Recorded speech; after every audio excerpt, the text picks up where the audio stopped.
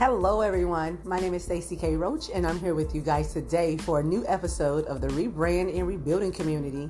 I'm here with you guys today with a special guest. I'll let her introduce herself and we'll jump right in. This is Andrea Lukac. I'm an NLP trainer, hypnosis coach, and psychological counselor. I help people from where they are, leading them to where they want to be. I wish everybody to be happy, satisfied in their lives because they should know that everyone has the power over its own life. Yes, I most definitely agree. So how did you get into hypnotherapy? As I was struggling before in my life and was believing other people's thoughts with these do's and don'ts, so I found it easy to reprogram myself in hypnosis. Okay. So you said during the times that you were going through your struggles, so what are one of the struggles that you were going through at the time? So I was not able to set healthy boundaries, so that was my biggest lesson. And I want everybody to know how important self-care is and to set healthy boundaries. You know what? Myself and another life coach, we actually had a 3-day event and we were talking about setting healthy boundaries. And for him, his biggest problem was opening up, expressing himself, even introducing himself to maybe a new group of people or coworkers or whoever he meet. And for me, it was because I was a really big people pleaser. So I didn't have any boundaries. I really just wanted everyone to be happy, everyone to be satisfied, no matter what it took for me, how much I gave. And I never really received anything in return. It was all about pleasing everyone. So I didn't have any boundaries to set. Like I didn't know my do's and my don'ts, we all have pet peeves and we all have things that we don't like. And throughout my life, because I was always trying to please everyone, I never took the time to say, you know what, I don't really like that. I just would accept things and accept what people did to me and how they treated me because I just wanted to have someone around. Like I said, not only with just setting boundaries, but I had a fear of people leaving me. I had a fear of being alone. From the time that my grandparents died and the time that I moved to the point that I moved in with my mom, I was kind of all alone. I didn't really have anyone that I could really express myself to and talk to. So with them passing away, that kind of left me had me feeling like all people would eventually leave me, so not to get too close to people because if not through death, that they would just up and leave one day. So I had a fear of really getting too close to people. Like I would try to please you and make sure you're happy, but I wouldn't get in deep, would try to know you, and I wouldn't allow you to know who I was. So for you to become, a hypnotherapist and getting into coaching and we all have our struggles. Like you said, you had a problem with setting boundaries. So what boundaries did you have an issue with setting for people or with people? So my experience was similar to yours until I broke and I had to find ways to set boundaries. And I learned in my life that fear and things which are holding us back may have an experience maybe when we were children and it is impacting our lives on a subconscious level. Mm-hmm. And I would suggest to become aware of what is without this labeling. We tend sometimes to label based upon our programming, our thinking, upon our past experiences, and just being present and having a great look on what was really said, what's about a situation about, to really ask a lot of questions to become clear of what is, and so we can find our loops or the breaks which rule subconscious our life. Yeah, yes, I most definitely agree, because a lot of times we're holding on to things from, past traumas or childhood traumas that we don't really, or we don't realize or notice until we've been triggered by a situation or a circumstance that happens to us or around us. That's when we realize, okay, you know what, I'm not over that. Like I said, it hides in our subconscious mind where it's not in the forefront of our minds until something triggers us and brings all those feelings back from years ago. We don't notice it. And I thought I was healed through a lot of things until I started trying to date again, until I started really trying to get to know a person, and on that level, on an intimacy level, and realizing, I'm not healed. It took a lot for me to say, okay, I have to kind of put this relationship on pause, where we kind of had to go our separate ways, because he had things that he had to heal and I had things that I had to heal. And I think we attracted each other. And I'm a firm believer in the laws of the universe and the laws of power. And you attract what you are, and you attract what you put out there. You get what you give. So I felt like we attracted each other because we connected on our past traumas and the hurt from, things that we've been through, instead of connecting on a healthy way and building a foundation and making the relationship work. We connected in a negative way. So it took a lot for me to say, I had to move on from that relationship. And it's crazy because I didn't even really want to move on from the relationship, but I knew moving on from that relationship would help me heal, not just from that relationship, but from things that I was holding on to from the time that I was a child. So I do see here that from your profile, you have on here that you went through, like I said, you went through your struggle, and then you set out to start, helping and inspiring people. So what was that struggle like, or what exactly was that struggle to make you say, I want to start inspiring people to live their best lives and, to do what makes them happy? So in my professional life, I observed that people tend to label and to expect something from others, which is not based upon their values, and so a lot of struggle is experienced, and I really didn't like that. So and knowing that we have the control over it, and that we can learn even from people who trigger us. Mm-hmm. I found out that lives can very quickly change, and by knowing that, I could not be still and keeping that for myself. Yes. Because I was thinking how beautiful could this world be if everyone would stay by him or herself, and respecting other people, and without these negative labelings.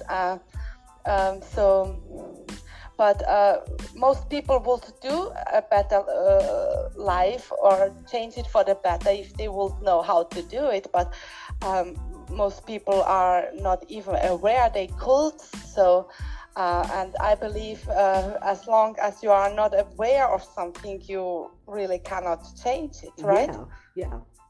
I agree. It wasn't. A lot of times you don't know until you've been triggered, and then because you could think you're over something until someone says something or does something, and it brings all those emotions back from the first wound. All it does is just open that wound up more and more until you. I'm not even going to say patch it up, until you find whatever it takes for you to heal from that situation. Sometimes you have to go through it again just for you to get it, to learn that lesson from it and move on from it. Yes. I know that on your Podmatch profile that you have, self-improvement and personal development is really important. Why is it really important for you? Because when something triggers, I know that it has something to do with my biography, and by looking into it and becoming aware, releasing it, I can decide for myself what is best for me. And as long as I don't do that, so I'm not aware, and it triggers me and I have no control over it. Yes. Like when you say and not having really any control, that was something that I really had to learn how to control my emotions and how to learning to react and when not to react. That was something that was really hard for me to do, and especially with setting boundaries. And you like say once you set your boundaries and someone crosses your boundaries, and you get really upset and you get frustrated. So I had to really learn how to hone in on my reactions and how I dealt with things on the inside. And I myself found that I'm my own biggest critic. Like, how did you overcome that voice in your head that sometimes when you're in a depressed state, it makes you feel bad, you talk to yourself bad? Like, how did you hone in on your inner critic and turn that around where you're changing your perspective, where you're not being negative and having negative self-talk, where to now you're speaking positive to yourself? And even when you make mistakes, like, how did you take control of that, of not criticizing yourself and beating up on yourself? First of all, in that of recognizing the inner voice and not ignoring it, and then writing it down, and then the knowledge of that I have the power to control my thoughts, to decide what I want to think and what I don't want to think, and to have a look, either this is really my thought or is it something I was told when I was a child. So distinguishing here by asking several questions and then deciding what I want. And what also helped me is when in such situations, to know that the other person I'm talking with also just can view the world from his own perspective and based upon his or her thinking. And by realizing that and knowing that, it became much easier for me because I didn't took it personal anymore. Yes. And you know what? A lot of times, like you said, we all have our own way of looking at things. And sometimes from our perspective, we could feel like, okay, well, he or she did me wrong, or something is, is not fair. But looking from someone else's point of view, they may feel like, everything is fair and they treated you the best that they could. But from ours, we're looking at it from the negative aspect or side of it and not from the positive aspect of it. And one thing I had to learn was we all have the right to feel the way we feel. We all have the right to have our opinions to things, and we all have the right to, how can I say this? We all have the right to not give a damn, especially if it's something that we know that is hurting us. We have to find a way to say, you know what, I don't care, or we're going to let it go. If you can't let it go, you have to figure out a way to deal with it, or you will. That'll be another trauma or something that you take on throughout the rest of your life. So every time something comes up that I don't like I really have to find a way to not let it get to me, and I'm not allowing it to make me upset. I'm not allowing it to ruin my day. I'm taking it, okay, well, this is just a bad moment. It's just something that happened right now, and I'm not just basing my entire life off of this one situation or scenario, because I know a lot of times we find where some things don't go our way and we don't get what we want, and we tend to say, okay, well, all of those people are bad, or everything like this right here is bad. Just giving an example, I'll say, even when it comes to racism, we have a lot of times where we have people in America and they're like, well, no, African Americans aren't good people.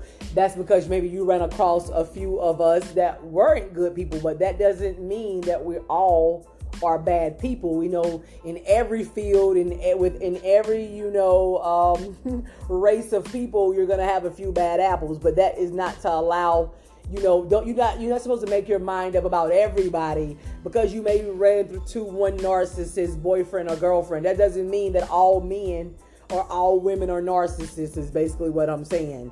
Or we're all not out to get you or manipulate and hurt you. Like, even when it comes to dating and relationships, a lot of times, like, say you have 1 or 2 or 3 bad relationships and you're like, you know what, I'm gonna be done with love. You can't just throw it away. I mean, everybody is different, and we all have the right to look at things and to take things to where we're going to take them. But if we want to see growth in our lives, and we want to evolve, and if we want to have anything in life that's worth having, we have to change our perspective. We have to look at it from a different way. When I hear people say, you won't get it unless the shoe is on your foot. But sometimes it shouldn't have to take for you to go through something for you to understand it. Like, that's how I feel. Yes.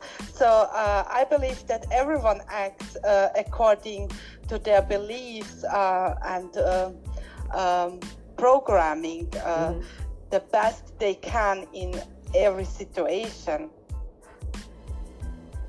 That's how I feel, like you said, with our self-limiting beliefs, whatever that was instilled in us growing up, or whatever we picked up along the way throughout our adulthood or throughout life as we're living it, we let a lot of that kind of hinder us, because some things, just because it happened at one time in your life or one point in your life with a particular person, doesn't mean that it's going to happen all the time with every person that you meet.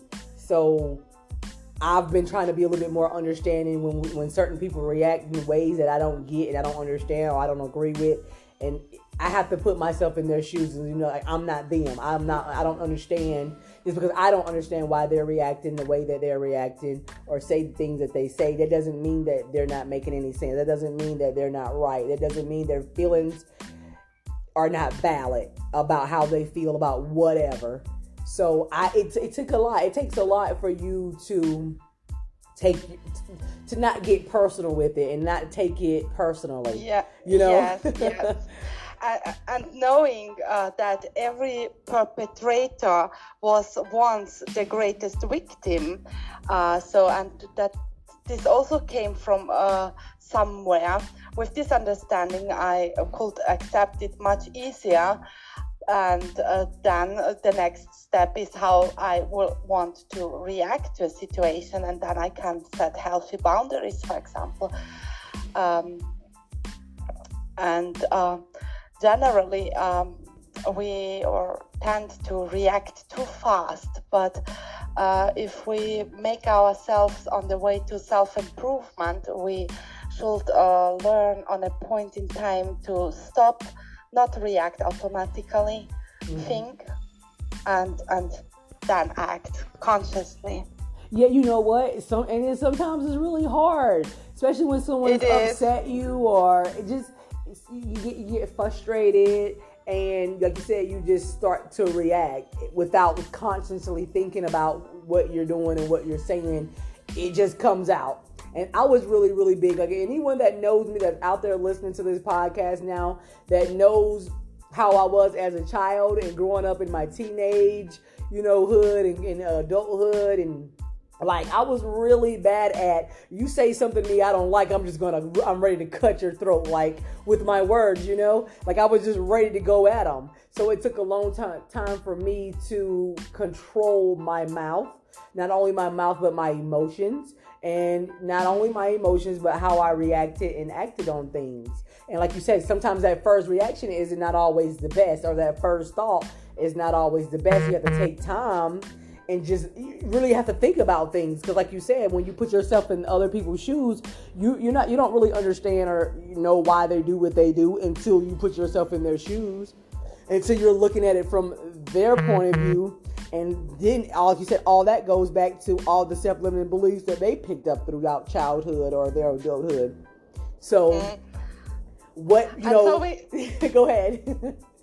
And how I learned to make this change some easier is by writing a journal what I liked in my reactions on today, let's say, and what I didn't like. And then what I didn't like, I asked myself, okay, how could I change it the next time? What would be the first move to stop reacting, but take 1-2 deep breaths to become aware of what's happening here, and then to reacting in a way which is more appropriate. Yes. And like you said, I like that you write everything down. I'm really big on journaling, and it's crazy because lately I've been really, really busy, and I only journal lately when I get angry. Whenever I feel a bad or a negative emotion, a feeling, I try to journal because I don't like to carry that feeling with me throughout my day. You know, a lot of times I have to really reassess myself, and sitting down journaling and writing out my thoughts and how I feel at that moment. It gives, like you say, it gives you clarity, and it gives you time to sit back and think about the scenario and the situation that had played out. You can really say, okay, like what you said and what that person said, and you know, like you really, when you journal, especially when you're frustrated or angry, it really gives you have the freedom to write and say what you want to say without anyone taking offense to it. And because it's your journal, like you said, you can always go back and say, okay, I remember this day. I remember when I got angry, even if it was something small and petty, or something, if it was something huge and you felt like, okay, this is my boundary, this is my pet peeve. They knew better. They knew not to cross that line. So being able to journal and write down everything that you do, I like that. I never really thought about, like now that you said it, I didn't really take that as like a tool, something that I did. It was just something that I always used. I started doing, like after my divorce and me getting angry. I didn't have anyone that I could talk to. I was by myself a lot. I was homeless. So I started really journaling more and more. And that is what helped me get the anger, the frustration, just get all that pent up energy out of you. Because if you just carry it on throughout life, you know, that's when stress and sickness and poverty, a lot of people do not understand that when you carry all of that hurt and baggage and turmoil around with you throughout your life, it'll really block your blessings. It'll really keep you from progressing and evolving in life. It'll keep you from success. It'll keep you from having a happy relationship. Yes, it will. And therefore, journaling is a super tool because we can use it for the good things we have done or felt as well. Yep. And then have a look on how we can generalize this resource in different situations and different topics. So we can take it as a resource by thinking on how we can do exact the same in different situations. I agree. I most definitely agree. Before we get off of here, I want to thank you for taking the time to come on here and speak with me today. I want to thank you because, like I said, we just had a webinar, a 3-day event about setting boundaries, but really hearing it from different perspectives, hearing different people talk about what setting boundaries is, what it means to them, and how you do what you do. I love to get different perspectives on everything. I love different ways of going about, because it's more than one right way to do something. Because what works for me may not work for you. Yes. So thank you. I really appreciate it for you taking the time to come on with me today. And that's it.